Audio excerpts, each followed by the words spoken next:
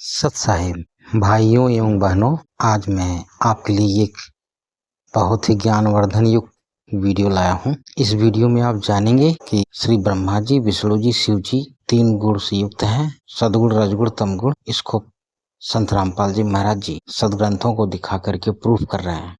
आपको ये भी पता चलेगा कि मनुष्यों में नीच, मूर्ख, दूषित कर्म करने वाले राक्षस स्वभाव के कौन मनुष्य होते हैं। देखिएगा, मार्कंडेय पुराण यहां से प्रारंभ करते हैं।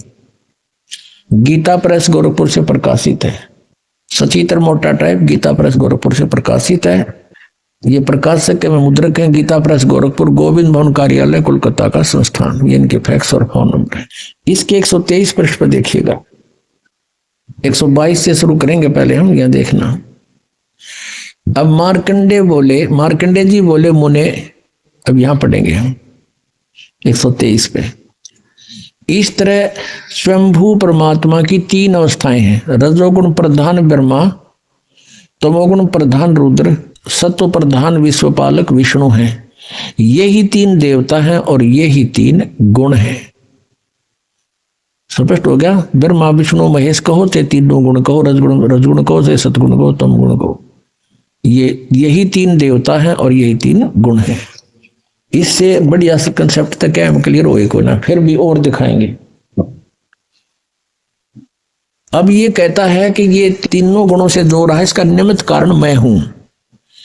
काल कह रहा है, गीता का ज्ञान कौन दे रहा है? श्री कृष्ण में प्रवेश करके यू काल बोल रहा है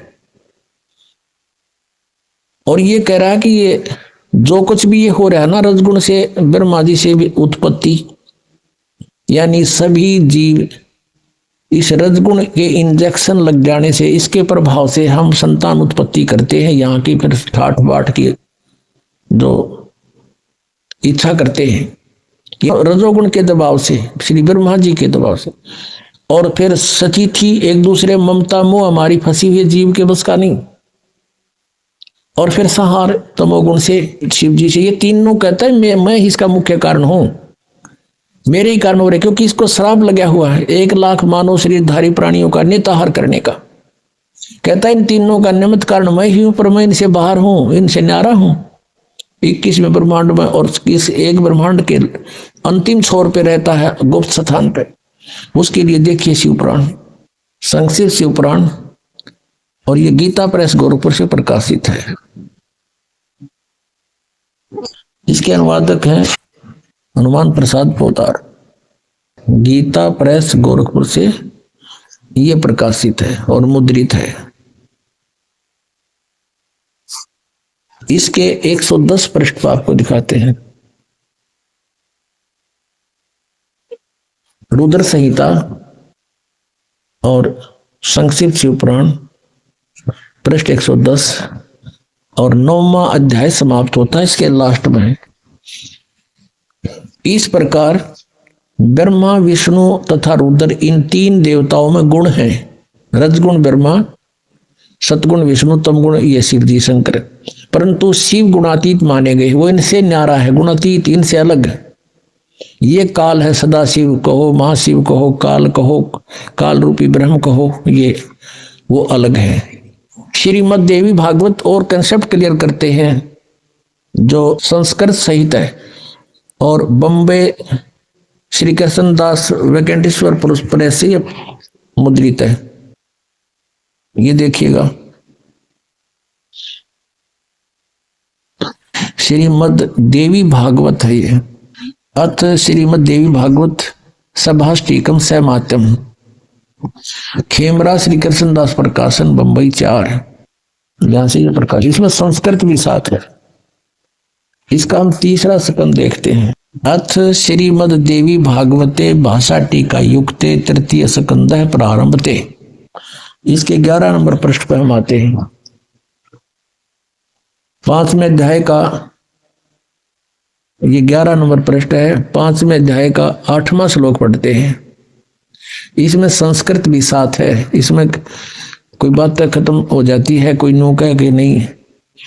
अब 5वें अध्याय का 7वां श्लोक है, 8वां 7वां इधर है।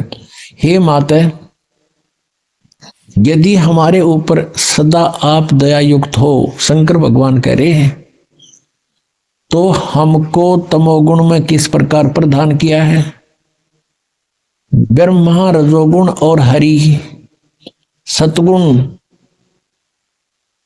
युक्त किस प्रकार किए हैं, युक्त क्यों किए हैं, क्यों किस प्रकार किए हैं? अब यहां हम 8वां देखते हैं, संस्कृत भी देखते हैं क्योंकि ये देवनागरी लिपि है। ये 7वां समाप्त हुआ, 8वां यहां से शुरू होता है। यदि दया धर्मना न सदाम्बिके कथम अहम विहित। शंकर भगवान कहते हैं, यदि तू हमारे पर दयालु है तो इसे बुंडे कुकर्म में हमने क्यों लगा रही है, और क्यों हम इस एक के गुण युक्त बना दिए, हमारे बस की बात नहीं। कथम अहम विहित, किस प्रकार मैं बना दिया, तमोगुण है। और कमल जय यानी कमल से उत्पन्न होने वाले ब्रह्मा जी को रजोगुण संभव, रजोगुण क्यों बना दिया। सुविहित विहिता किमो सतोगुण हरि, विष्णु को आपने सतगुण क्यों बना दिया। अब ये फाइनल हो गया। अब गीता जी के इस पवित्र ग्रंथ में हम समझ सकेंगे, ये कोड वर्ड है, और कोड वर्डों को टीचर बता सकता है, स्टूडेंट नहीं समझा करती। हमारे जो टीचर थे, जिनको हम विद्वान समझते थे, संस्कृत भाषा जानते हैं, वो अध्यात्म उनके मोतियाबिंद हो रहा था अज्ञान का। अब दिखाते हैं आपको वही सदग्रंथ हमें क्या बताना चाहते हैं। यही श्रीमद् भगवत गीता, ये वही जो आपको अभी दिखाई थी, अब नए अध्याय 7 का हम फिर पुनः वो 12वां श्लोक पढ़ते हैं। ये 12वां श्लोक है। और भी जो सतोगुण से उत्पन्न होने वाले भाव हैं, और जो रजोगुण तथा तमोगुण से उत्पन्न होने वाले भाव हैं, उन सब को मुझसे ही होने वाले हैं ऐसा जान, परंतु वास्तव में उनमें मैं और वे मुझ में नहीं है। आगे देखना 13वें में क्या कहा।